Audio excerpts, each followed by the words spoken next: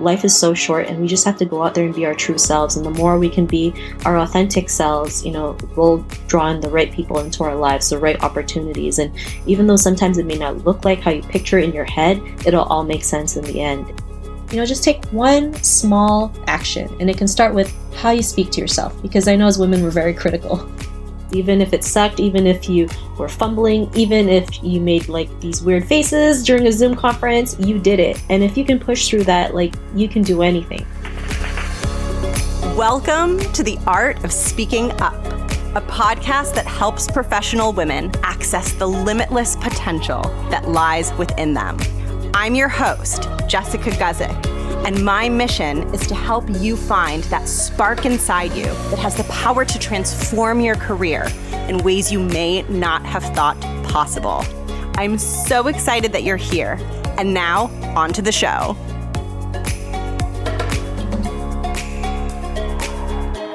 Welcome to the show. Happy Tuesday if you're listening to this episode on the day it comes out. It's so good to have you listening. I hope that you're doing well. If you're new here, welcome to the show. Please join the online community. Say hi, say hello. I'm Jess. I'm the host of this podcast. I've been hosting this show for 2.5 years, and I started out hosting the show while in corporate and while building my corporate career. And just this month, I transitioned to doing it full time, which is so exciting and has felt amazing and new and scary and all of the feelings. But I am now a full-time podcaster and a full-time coach for professional women in the 9-to-5 space. And I'm really excited to have you here. And today's episode is on one of my favorite topics, confidence. And one of the reasons that I love this topic so much is because it has so many layers. I will never get sick of talking about confidence, because even in my own life, building my own confidence, my confidence is constantly deepening and evolving, and I keep exploring it and learning new things. And I think it's so much fun as women to accompany ourselves on this journey of oh, I'm just feeling more and more powerful. I just get to have this fun experience where I explore what it's like and what steps I need to take and what challenges I need to face to really feel amazing and incredible in my own skin, and to really show myself that I can do things that I thought I couldn't do.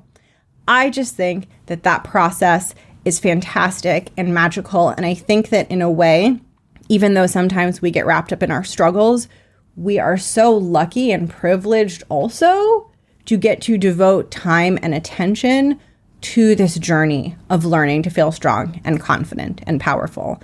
I love this interview so much. I am so excited for you to meet today's guest. And with that, I'm going to cut into it so you can get to know her, get familiar with her work.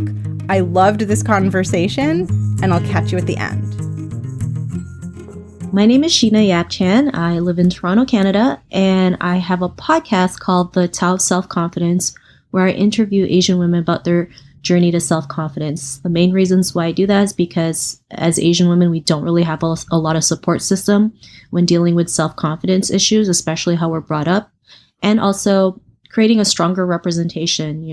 Most of our lives, society sees Asian women as quiet and submissive and obedient, and because of that, society doesn't see us in leadership roles. So I'm really passionate about helping, amplify Asian women's voices, because, it's 2020 and we're still going through the same thing over and over again. And it's just time for us to step up. And for me, confidence is a huge topic, because without confidence, we're not going to go out there and speak up or step up or boss up in our lives. And, talking about confidence is, easy, but taking action on confidence is a whole different league of its own. And I'm sure your listeners can understand, especially, when you have fears, when you have anxiety, when you're nervous, we all go through that. It's part of life, but it's all about just taking action in your dreams. So yeah. And I want to hear a little bit about your journey and what it was like for you to find your own confidence before you then started dedicating your work to supporting women. Sure. I mean, growing up, I really didn't have a lot of confidence. I guess I had fake confidence, where I just thought being confident was to be loud and boisterous, which is not the case, because when it comes to dealing with confidence and finding your confidence, there's many ways to do it, right? You don't have to be loud and boisterous to be confident. You can be an introvert and still be confident, because it's not, how loud you are. It's just, taking action and what you want to do and who you want to be. And, they always say actions speak louder than words, and it's so true. And, for me, it was just doing a lot of work on myself, surrounding myself with, like-minded people, reading and listening to self-help audio. I know that sounds cheesy, but it really does help. But, like I mentioned, when it comes to confidence, it's, you pick and choose things that work for you. Like for me, doing like meditation does not work for me. If I have to like sit down and do a meditation tape and go, I actually just end up falling asleep. And I've done it so many times where I just end up falling asleep. I thought something was wrong with me, but really it just didn't work for me. And so, one of the things I like doing that is my form of meditation is working out, jogging outside, especially with the pandemic. Kind of want to like do something outdoors, and jogging is like something that I really love doing. No matter how tired I feel, like just after a jog, I just feel a lot better. And it's just like a time where I can just like mind dump everything. And yeah, even just doing this podcast, wasn't easy, because when you start something new, it's like you have all these thoughts in your head. What if people think I'm crazy? Or what if I sound stupid? Or what if this show's going to fail? Like we have all these lingering thoughts in our head, moments of self-doubt. But this is what happens when you surround yourself with good people. They'll help you out and say, just put it out there. If it fails, it fails. At least and you can move on. And, I'm glad someone told me to just put it out there, because if not, I wouldn't be here today. Oh my gosh, you said so much stuff that I want to follow up on. And the piece about not having to be super loud and how confidence can be quiet, I think this is so important, because I think people can get stuck trying to project something that is this idealized, oversimplified version of confidence. And I feel like it's so much more about authenticity and truth and allowing your true self to show, which is very hard to do. But I'd be curious, through your experiences or through the work that you do, how do you approach that process of like letting one's true self come out versus trying to be that idealized version of confidence? Well, I mean, it does take work on your end, right? I mean, confidence is something you work on every single day. And I think it's learning to unlearn a lot of programs we have, especially as women. We've been taught to act a certain way or be a certain way. That's why so many women are so afraid to go after what they want, because society puts so many labels on us, right? Every time we do something, it's like, this is not ladylike to do it. And who decided what is ladylike and not ladylike? Like, one thing that really gets me going is like, if a man goes after what he wants, he's considered confident. But if a woman does the same exact thing, she's considered a bitch or aggressive. But why are we considered that if we're going after what we want? But if a guy does it, it's okay. And we really need to take down these labels and just, go for it. And if people call us names, like, we just have to kind of tune it out. I know it's easier said than done, but that's why it takes work. Because if it was easy, everyone else would be doing it. And I think it's just learning to fully love yourself for just who you are, including your flaws, including your mistakes, your failures. Spending time with yourself is really a big thing, because then you really get to know who you are. You really get to know what you will tolerate and what you won't tolerate. And it's really, learning to put boundaries as well, right? I know being brought up, everyone's always like, make sure you're nice to everybody or make sure you please everybody. But what about ourselves? Like, what makes us happy? What is it that we want to do? And what if we're in a situation where we're not comfortable? We're going to say yes just to please other people, or just to have that notion that we have to be nice, right? And so we have to learn to say no to things that don't serve us. And yes, like I mentioned, it's easier said than done, but it takes work, and it has to start with ourselves. And if we don't do it, it's never going to change. Yeah. Oh, I totally agree with that. And also, you talked a little bit about ambition and about women getting judged for being ambitious or wanting more. And it's so important for women to pursue that, not just for themselves, but also we need more compassionate leaders, and we need more leaders who are going to bring their personality and their differing perspectives. And so I think people's ambition is not only for them, oftentimes it's in service of others. And I feel like that is so needed in the world right now. Totally. I always say that if, a win for a woman is a win for all women. Like yesterday, I was just reading how the Miami Marlins just hired their new general manager, who's a woman, and an Asian woman, and she's the first woman in history to be a general manager in a major league sports team, not just in the MLB, but in any major sports team. But if you look at her credentials, she's been doing this for over 20 years. She's been an assistant, general manager for 3 big teams, or maybe 2 big teams. But she's worked for huge teams like the New York Yankees, LA Dodgers. And it's like, why has it taken like more than 15 years to recognize her work? She's already helped win 3 World Series, but yet it took this long for her to be a general manager. Is it because she's a woman? Is it because, we're in a man's game? But like, even though it took this long, I'm still grateful that finally something like this happened. But I just wish people did appreciate her for her past work, because she definitely deserves it. It's been a long time coming, yet I think sometimes we just don't recognize it because, some people think she's a woman. What does she know? Or now that she's gotten the general manager, a lot of people might be like, well, why are you focusing that she's a woman? It's because women don't get this type of opportunities. And yes, so we have to focus on that. And yes, it's not like they're just focusing on the women part. They also list down her past achievements. So she totally deserves this position. And, we have to celebrate not only her getting this opportunity, but also being a woman who's opening doors for other women who might want to work in the sports industry, right? Because now they can believe that maybe one day I'll be a manager of a major sports team because someone else has done it. And so it's huge when one woman wins, because like I mentioned, a win for one woman is a win for all women.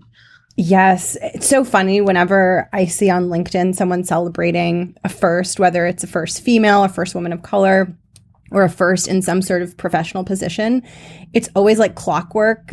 There are people celebrating, and then there's always the person that says, oh, like, why are we focusing on that? Like, everyone's equal. And then everyone is like explaining the same thing over and over, which is what you just said. Yeah, I mean, I don't think they'll understand it unless it affects them, right? If it doesn't affect you, of course, right? There's some people who say, I see no color. Of course you don't see no color, because you've never been through what, women of color, people of color have been through. So yeah, you don't see color. And I'm not saying that's bad or anything. It's just like, sometimes you have to understand, like, what we go through is totally different than, what most people go through.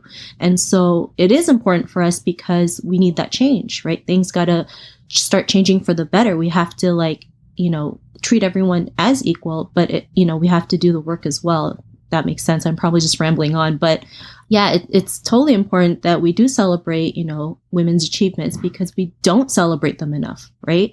I mean, you can go on like so many, on Facebook or LinkedIn or social or any other social media, you see all these like virtual summits, and it's like sometimes you see the same men over and over and over again. It's like, where's the diversity? Where's, the women? Where, like, why do I keep seeing the same men over and over and over again? That's why we need that change. We need to step up and speak up. And it's going to take 10 or 100 times harder for us because we have an unfair advantage. But if we don't do anything, then nothing will ever change. And what you were saying before also about like she had all the experience, why did it take her so long to get into this position? That really made me think of something that I see with women who listen to my show, and I'm guessing it's probably something you've seen as well. And so I'd love to get your perspective, which is that there's a lot of talent and a lot of ability, and they do really good work. But then when it comes to self-promotion, like talking about their accomplishments, being a strong voice in meetings, some of the things that are a little bit more purely about confidence and how you present yourself versus just your work, they're not bringing the same level that they're bringing to their execution. And I'm curious if that's something that you've seen and your thoughts on that. Well, I think it's how women are brought up, especially as an Asian woman. We've been told never to make any more noise, never brag, always be humble, stay in the background, and, just stay in your own lane, which hurts us because it's like we feel like we can't speak up because if we do, it's like we're going to shame somebody. Like every action we take, it's going to shame somebody. And, I think that applies in business as well. It's like, it's not ladylike to self-promote. It's not ladylike to brag your achievements. It's not ladylike to speak up in a board meeting. Well, why is that? Like, why is it not ladylike? But it's okay for men to do that. And so, it's 2020. We need to learn to like step up and speak up. And yeah, it might cause some trouble. It might ruffle some feathers, but that's how change is, right? We just got to make some noise. If not, nothing will ever change. Yeah. And you said something earlier that really resonated with me that I think connects to this and is so important. You said, it's easy to talk about confidence. And yes, it is so easy to talk about it, just like we are right now. And you said it's harder to take action and face your fears. And I think so much of the growth comes from the action and comes from facing the fears. What have you seen, like in the work that you do, is really helpful to get people past the barrier of taking those first new steps? Well, I think it's just, helping them push through it, right? I mean, like I mentioned, there's so many, we all go through fears. And I think being fearless is not about having no fears. It's just knowing we have fears and going through it anyways, and just, letting them know where they're not the only ones who go through it, and kind of help them push through it step by step. You don't have to make big leaps to do it, but take, little steps. That really helps build the confidence, right? Because if you can tackle like just one little thing, it really helps you realize, wow, I just tackled this little thing. What can I do next? And it just keeps adding on if you keep on doing it. Because sometimes when you make a big leap and it doesn't pan out, then you lose that confidence, right? And then you're like, oh my God, I suck. What's wrong with me? And then it makes you not want to take action because you didn't achieve it. So that's why I think doing the little steps versus the big steps is a huge thing. Take it step by step, move forward 1 foot at a time versus taking 10 big steps and falling. Yeah. And I think that goes hand in hand with self-love too, because sometimes it's very tempting, I think, to get self-critical about having to take small steps and think, oh my gosh, I can't believe that my big scary goal is just like this tiny little thing. And if you can give yourself space for that to be your goal and for there to be nothing wrong with that too, I think that's really important, because I think sometimes people feel like, oh, I shouldn't be where I'm at. This shouldn't be such a problem for me. It's small steps. They require sometimes, I think, more bravery than big steps, because you have to trust that, things are going to work well enough that you can go slow. And I want to talk more about your podcast because I'm so curious about the inspiration and about the title. Can you tell us what inspired it and why you chose the title that you chose? Sure. Well, when I first started this podcast, I didn't even know what a podcast was. I just really wanted to find a platform where I could just help women out there. And I just knew having a blog or doing a YouTube channel wasn't it. And this is how podcasts just kind of came out, came to me, and I invested in a course, and I didn't realize what it was at the time. I just knew I always saw it on Apple, iTunes at the time. And I'm like, oh, what are podcasts? Why do I always keep seeing it? And so, I really like the part where, you can just download these audios at any given moment and listen to them, because, we get easily distracted all the time. And sometimes we just need something that we can listen to, have that boost of confidence for the day when you're stuck in traffic or jogging, or even giving your kids a bath, right? There's something in the background you can listen to. And so I was trying to find different titles for this show. And at the time I was trying to be clever versus trying to be clear. And I really wanted to name it The Stripper. And my tagline was to strip your limiting beliefs away. And so I, asked somebody to make a graphic for it. And it was literally a stripper with a whip. And then, I asked a bunch of people if this would work. And I got negative feedback, of course. They're like, you're going to attract the wrong audience. This is not it. Your message will be totally wrong. And at that point, I just wanted to quit. I'm like, if I can't even get the name right, how am I going to get the show right?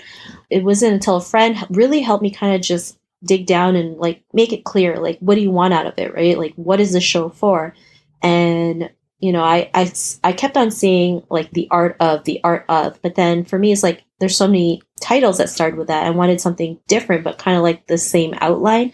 And that's how I found the Tao, because the Tao means the way. And the way doesn't have to be, the way can be any way, right? Because, every person's different. We all have different skills, talents, setbacks, and we have to find, our own journey to getting there. And then when I found the word self-confidence, that was it. And it just kind of flowed really well and chose that title. And as you've gone through the years, has your definition of confidence evolved? Yeah, for me, it's just, learning to take action in your dreams, no matter what the situation is. I know sometimes it's hard and it's scary, and you'll probably get butterflies in your stomach or have sweaty palms or stutter when you talk. but it's just learning to push through those, right? Just keep going no matter what, because eventually the more you keep doing it, that'll go away and you become more confident. So like an example is like, maybe you're talking to a person and you're selling them on a service or product, and it's scary because you don't know if they'll say yes or no. And then even if they say no, like rejection is like the hardest thing to embrace, because it's like you get a no, you feel like you're the worst person in the world or you just suck. But, rejection is part of the process. And I think the more you just get used to rejection, the more you can just keep moving forward and push to the next step or push to the next project or push to the next person. And, it just takes practice, right? Just you keep practicing, because practice, makes progression. I don't like to say practice makes perfect, because there's no such thing as perfection, but practice makes progression. And the more you progress in it, the better you get, and you just keep building that confidence. Oh, I love that so much. And it leads really well into what I wanted to ask you next, which is this distinction between lasting, true, genuine confidence versus confidence that comes more from us wanting people to perceive us a certain way. So can you just share a little bit how you think about that difference? Wow. That's a great question. For me, I think like the more I've been doing this show, and just listening to other women's stories, like it made me feel that I'm not the only one who goes through what I've gone through, learning to please others, being that good daughter or good friend, or, just having all these labels put on us. I just realized like life is so short and we just have to go out there and be our true selves. And the more we can be our authentic selves, we'll draw in the right people into our lives, the right opportunities. And even though sometimes it may not look like how you picture it in your head, it'll all make sense in the end. And I think it's just knowing that you're not the only one going through this makes a huge difference, right? Because a lot of us feel like we're all alone in this journey. We feel like no one can understand what we're going through, but really a lot of us go through this, and we're really not alone in this journey. And I think it's always, better together than going through it alone. And as women too, we're so afraid to ask for help because it's just deemed as weak, but it's not, right? We need to learn to help each other out and walk side by side, because if not, nothing will change. I totally agree. And I think this is why it's so important for women to share their struggles more openly. One of the reasons that I started this show was because when I was earlier in my corporate career, I was really not confident at all. And I felt so alienated, and I wanted more honest conversation so that women could hear that there are other people going through that, because there's so much pressure to be polished and to look like everything's going well. And we can't really heal or move forward from some of the difficult things if we don't get to the truth. And sometimes I think it's easier for us to acknowledge the truth when we hear someone else do it first. And then, we see that person courageously owning what's hard for them. And then that helps someone else say, yeah, that's hard for me too. And there's nothing wrong with me. Yeah, totally. And I wanted next to talk about something that I really love bringing into my own journey of building confidence, which is this idea of gentleness, playfulness, mistakes. It's almost this childlike energy of, oh, I'm just going to try this thing. It's going to be a small step. I'm going to experiment. And it's kind of a lightness that I think can help me move forward when I make things like really big and I over dramatize in my head. Do you try to bring that type of energy into your own confidence building or into the work that you do? Or how do you get out of like the heaviness sometimes of it? For sure. I think, sometimes I'm very hard on myself. So I have to learn to treat myself like my own best friend. Because when you think about it, is that how you would treat your own best friend? Like, would you be critical all the time? Would you always say negative things to them, especially when they're going through a tough time? No, you want to cheer on them. You want to tell them that, hey, I'm always on your side. I'll always be here for you no matter what. And I think we have to use that same energy on ourselves, right? Because the biggest cheerleader that you'll ever have is yourself. You have to give yourself a pat on the back, give yourself a hug, a high five, whatever it is. You have to treat yourself like your own best friend, or, just see your younger self. Why would you want to hurt that person, right? You want to be able to love yourself, even if they make mistakes, even if, they're not having the greatest day ever. And I know it's easier said than done, but it takes practice. It takes work. But the more you keep doing it, the better you'll feel. Of course, anything you start something new or different, it's going to be a little bit awkward because you're like, this is so weird. Why am I doing this to myself? But the more you keep doing it, it'll be a lot easier and a lot better. Yeah, I agree. It's so wild to me. I'm constantly thinking about that inner critic and that inner voice that can be so harsh and mean. And it just continually fascinates me how loud it is, how profuse it is, and how much care and attention it requires to really start to identify that and relate to it differently. And next, I wanted to go into some advice for listeners. So, can you share your thoughts for anyone who is working on finding their voice in meetings or around groups? Because that's a big thing that a lot of women I know have a tough time with.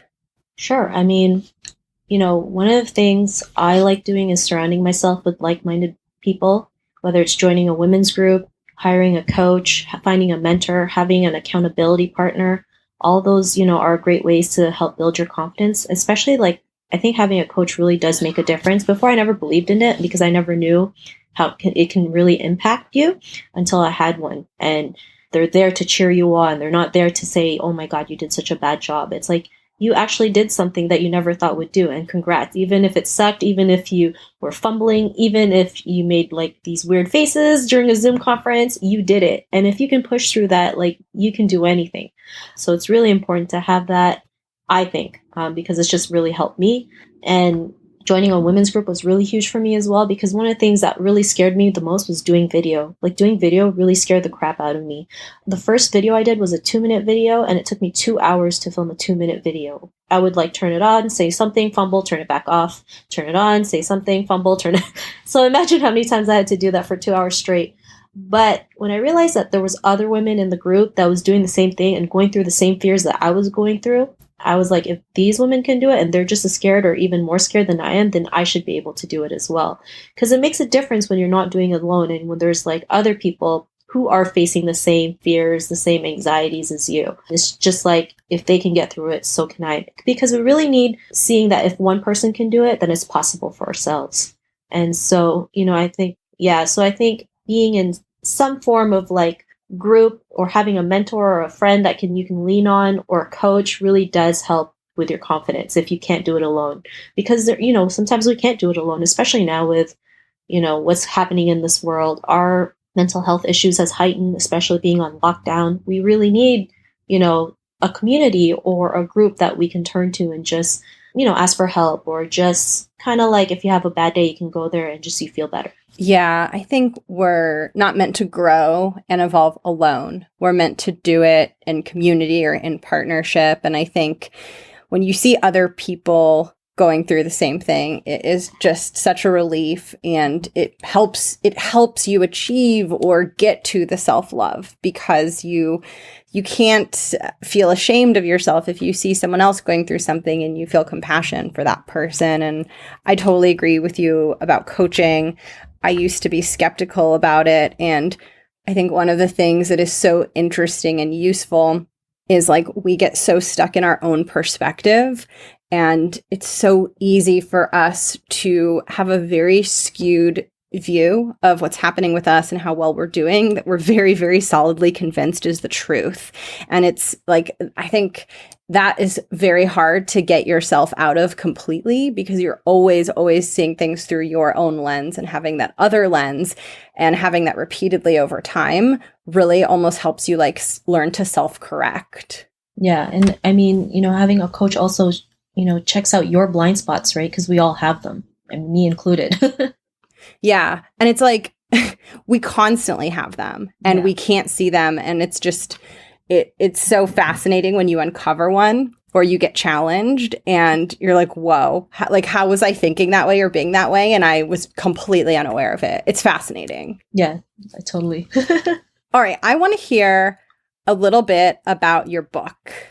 Sure. So there's actually 2 books. Ooh, okay. Yeah. I want to hear about both. So they're coming out in 2021. The first book, I co-collaborated it with another lady. It's called Asian Women Who Boss Up, and we're going to feature 16 Asian women who's going to share their stories of how they're able to, forge their own path and thrive in their businesses. And the next book, I'll be a co-author. It's called Women of Color Who Boss Up. And these 2 books for me are very important because, if you ever go through Amazon, have you ever search how many, women of color, Asian women are featured in a book or on a book cover. And it's like next to nothing. And if there is, you can count it in the palm of your hand. And for me, representation is huge because growing up, I never had that. An Asian girl growing up in Toronto, Canada, all I saw on TV was, white people. And it's like one time I just wanted to name myself Heather, have blonde hair and blue eyes because I thought that was a definition of beauty and that being Asian was shameful. And I don't want any little girls to feel shameful because of what they look like or because of their cultural background. I want them to be able to realize that you're beautiful just the way you are.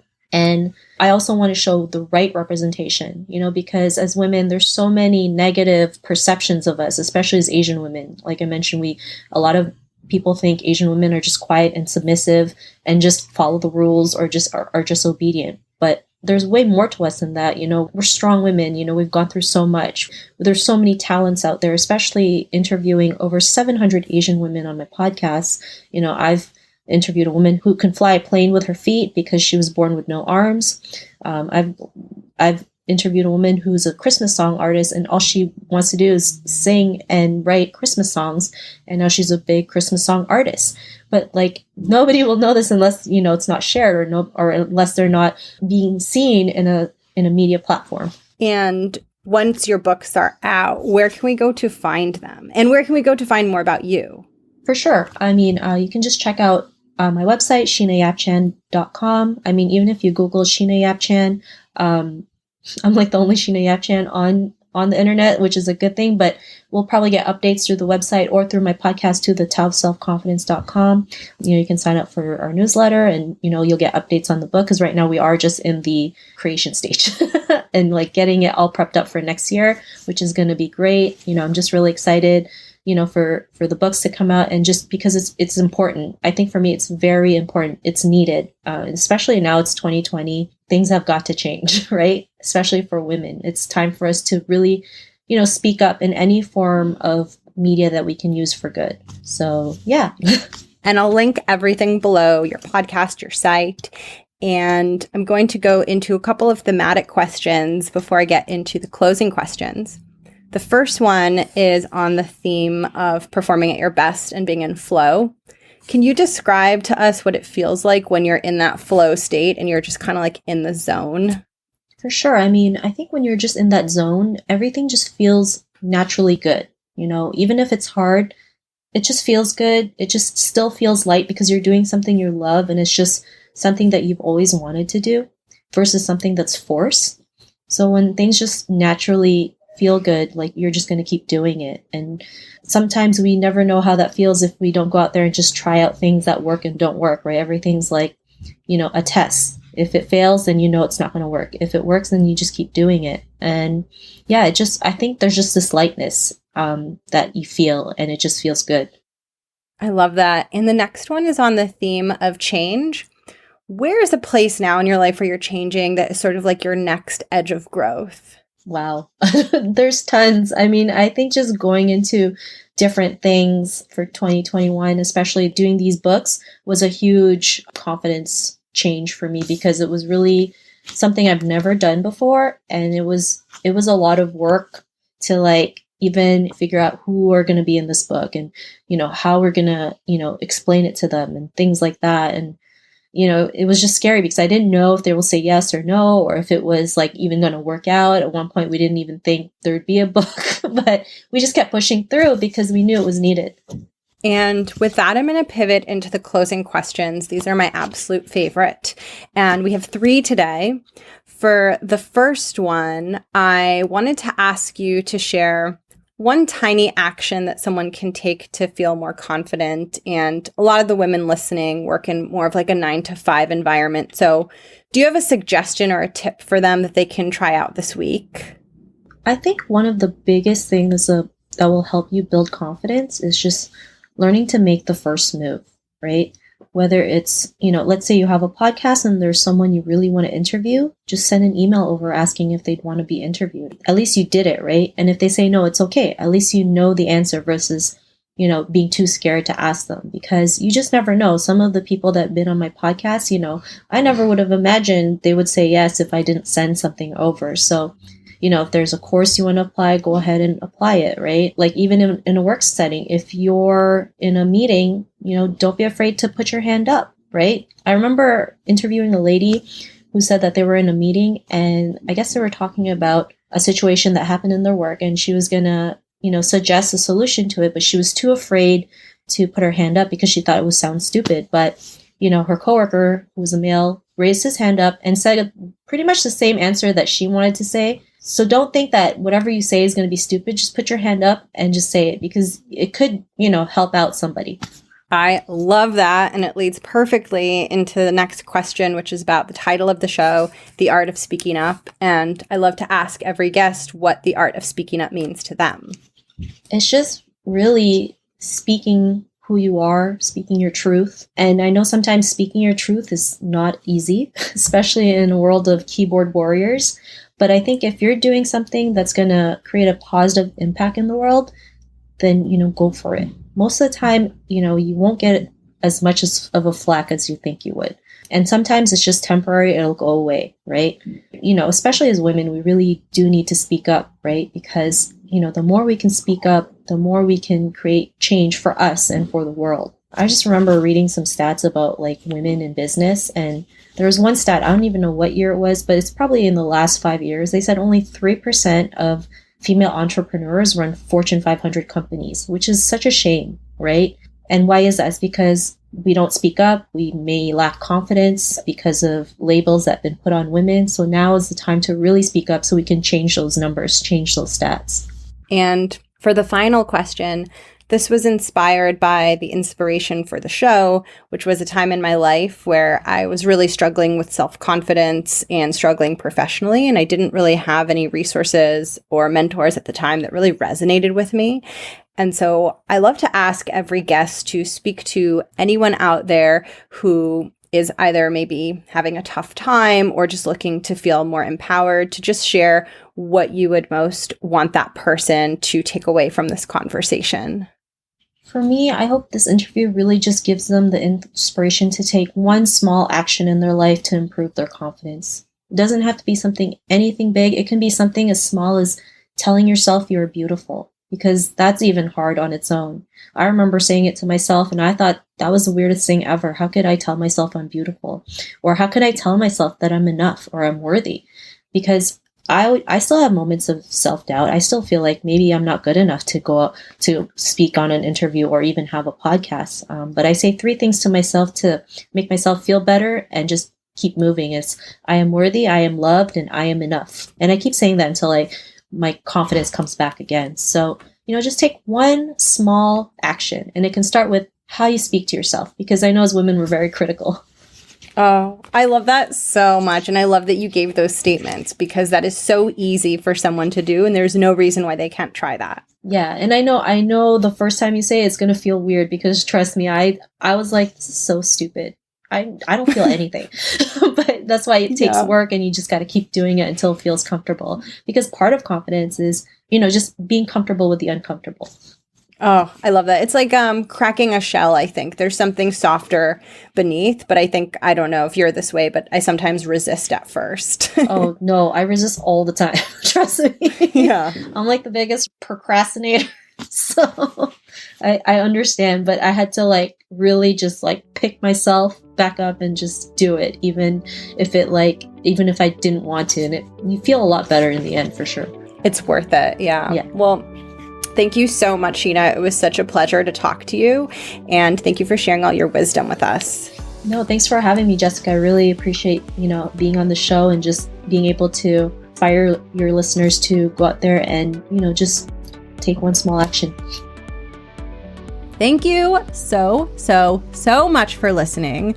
I loved this conversation so much. I loved how we hit on the hard things, the things we resist, the things that feel difficult, right? Like confidence, of course, yes, it's about feeling good, but there's so much more to it. Part of the journey of getting to confidence is also about feeling bad and feeling scared, and the negative emotions and the challenges and the struggles are part of that picture. And I love talking about the full picture, the good and the bad, because it just helps us see that we're human and that we're messy, and that it's not about being perfect or feeling good all the time, but it's just about getting to know ourselves a little bit better, being more open to the things that are hard so that we can also be more open to the things that feel amazing and good. Thank you so much to Sheena for coming on the show. Thank you for sharing your work with the world. I'm going to link Sheena's website and her incredible podcast, The Tao of Self-Confidence, below. And if you want to get in touch with me, I'm going to link the Facebook group. If you join that community, you will get to connect with other women who listen to the show. And I have started posting free mini trainings, or they're not mini actually, they're pretty long. Everything I do is long, but I've been posting video trainings in the Facebook group.